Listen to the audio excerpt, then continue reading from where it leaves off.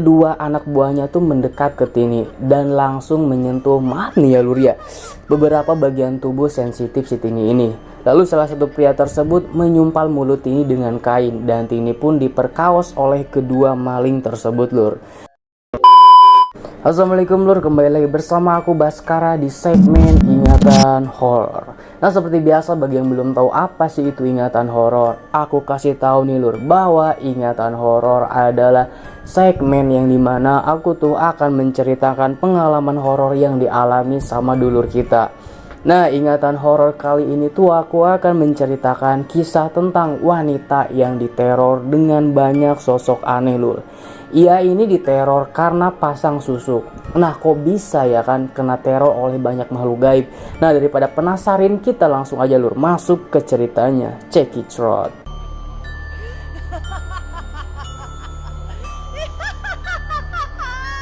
Kisah dimulai dengan wanita bernama Tini lur. Tini ini sedang di kamar bersiap-siap untuk tidur. Waktu itu jam menunjukkan pukul 9 malam lur. Nah, si Tini ini biasanya tidur agak malam lur, sekitar jam 1 malaman lah.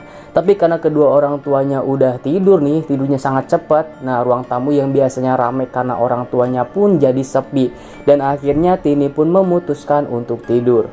Di saat naik ke ranjang, di luar jendela terdengar suara langkah kaki lur. Tini di situ sadar bahwa ada orang di samping kamarnya.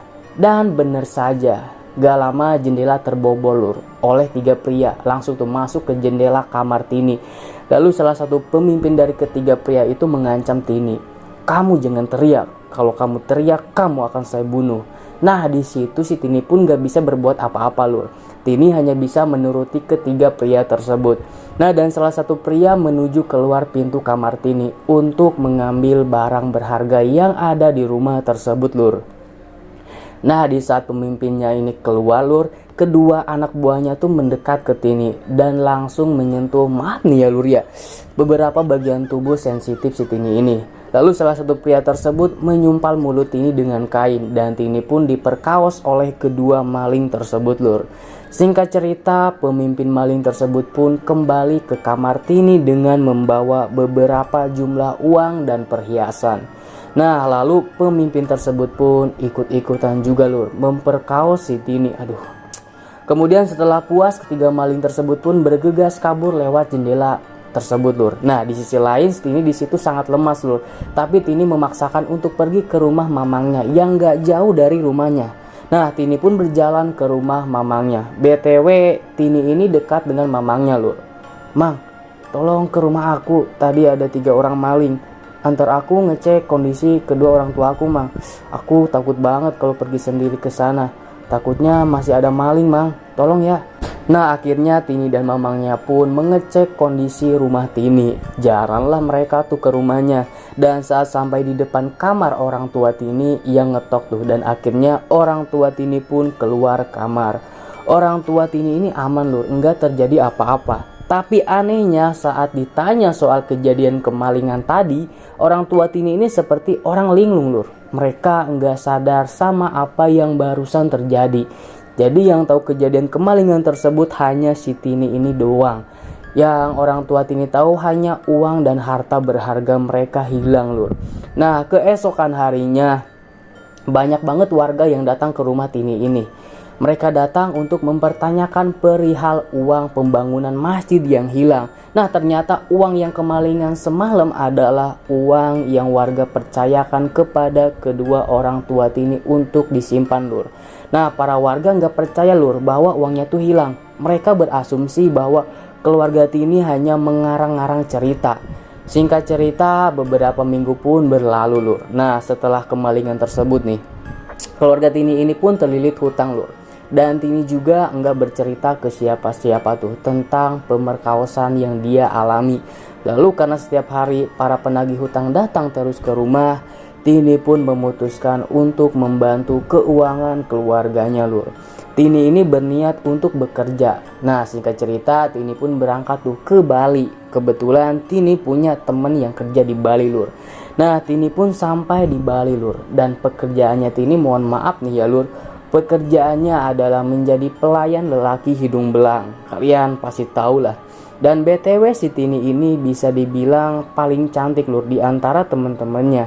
Tapi anehnya setelah bekerja beberapa hari di sana, tapi Tini nggak dapat pelanggan satupun. Berbeda dengan wanita yang lain yang bisa dapat 3-4 pelanggan setiap harinya. Nah, singkat cerita, temen Tini pun ngajak Tini untuk pasang susuk lur. Biar bisa dapat banyak pelanggan gitu katanya. Temen yang bilang ke si Tini ini gini lur katanya. Aku kasihan lihat kamu. Kalau gini terus gimana kamu bisa bantu keluarga kamu? Gini aja Tin. Besok aku akan pergi ke orang pintar buat pasang susuk. Kamu mau ikut atau enggak? Kalau kamu mau ikut, ayo kita berangkat berdua aja. Nah, dan ternyata si Tini ini tertarik tuh lur sama ajakan temennya ini. Kemudian keesokan harinya Tini pun berangkat menuju orang pintar tersebut. Singkat cerita, Tini pun sampai di tempat dukun tersebut. Tini dan temennya pun menjelaskan maksud kedatangan mereka berdua untuk pasang susuk. Lalu setelah dukun itu paham nih maksud kedatangan mereka berdua, dukun itu pun memberi 2 syarat lur. Syarat pertama adalah Tini dan temennya harus datang setiap 4 bulan sekali untuk memperbaharui susuknya. Dan yang kedua mereka harus, mohon maaf lagi nih lur ya, mereka berdua harus berhubungan gitu lah lur sama si dukun ini, wik-wik gitu lur. Nah, setelah berpikir keras, Tini dan temennya pun memutuskan untuk menyetujui syarat-syarat tersebut. Lalu wik-wik lah tuh mereka sama si dukun bejat ini. Singkat cerita, akhirnya dimulailah tuh proses pasang susuk setelah wik-wik ini. Susuk itu pun dipasang di beberapa bagian tubuh si Tini dan temennya seperti kaki, pipi, dagu, dan lain-lain. Setelah selesai, akhirnya Tini dan temennya pun kembali ke Bali. Dan bener aja lur, setelah pasang susuk, pelanggan si Tini ini mulai banyak. Sehari bisa sampai 7 pelanggan lah. Hingga salah satu pelanggannya pun menjadi kekasih si Tini ini. Dan akhirnya Tini pun berhenti dari pekerjaannya lur. Dan disuruh tinggal bersama pacarnya, diem aja di rumah gitu.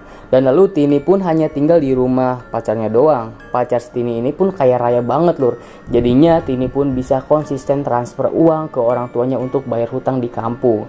Tapi sama pacar si Tini ini, Tini nggak diizinin keluar rumah lur. Tini hanya boleh keluar rumah kalau cuman beli makanan ya kayak barang-barang gitu doang lah. Nah, di sela-sela menikmati kemewahan harta pacarnya, si Tini ini mengabaikan salah satu syarat dari si dukun lur, yaitu Tini dan temennya setiap 4 bulan sekali harus pergi ke si dukun memperbaharui susuknya. Nah, hingga suatu ketika Tini di rumah sendirian lur, wajah dan beberapa bagian tubuhnya terjadi gatal dan sangat panas. Tini yang sedang bermain HP di ruang tamu pun langsung tuh berlari ke kamar mandi lur, karena panas banget dan gatal banget ini tubuhnya dan sama mukanya juga. Biar siapa tahu bisa reda gitu. Tapi ketika di kamar mandi, si Tini ini melihat sosok wanita yang badannya tuh lelaki tapi wajahnya perempuan lur. Aneh kan? Nah, melihat sosok tersebut, Tini pun langsung bergegas lari keluar kamar mandi. Ia pun memakai bajunya dan lari keluar rumah. Tapi lur, di setiap pojok rumahnya banyak makhluk aneh. Seperti makhluk yang mukanya tua tapi badannya kecil. Terus manusia tapi bertanduk gitu dan lain-lain lah. Tini pun bergegas tuh lari meninggalkan rumah pacarnya tersebut. Tini berlari di jam 1 malam lur. Gak ada satupun orang di tempat tersebut. Tapi Tini berlari sembari membawa uang yang lumayan banyak lur. Yang ternyata Tini ini menuju terminal untuk pulang ke kampung menemui kedua orang tuanya. Tini panik di situ. Nah, singkat cerita, Tini ini naik bus. Lalu setelah beberapa jam perjalanan, Tini pun sampai di kediaman kedua orang tuanya di kampungnya lur. Tini pun menangis di hadapan orang tuanya lur. Bu, maafkan Tini ya, beberapa tahun ini Tini hanya transfer uang. Tini gak pernah menemui kalian berdua.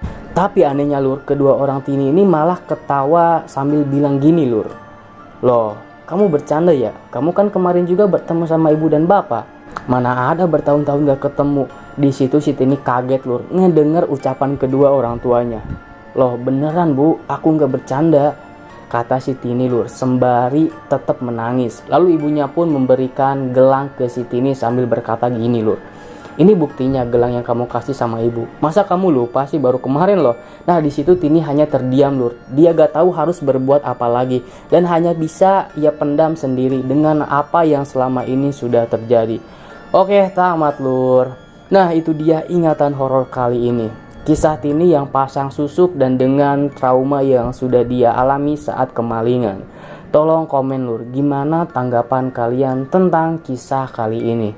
Dan bagi yang mau percaya atau enggak, itu gimana kalian lur. Yang penting nomor satu adalah kalian terhibur ya kan. Dan oh ya, bagi yang mau kirim pengalaman horor kalian nih, bisa kirim lewat email ingatanhoror@gmail.com lur. Aku Baskara dan sampai jumpa di ingatan horor selanjutnya. Sekian dan terima kasih. Bye bye lur.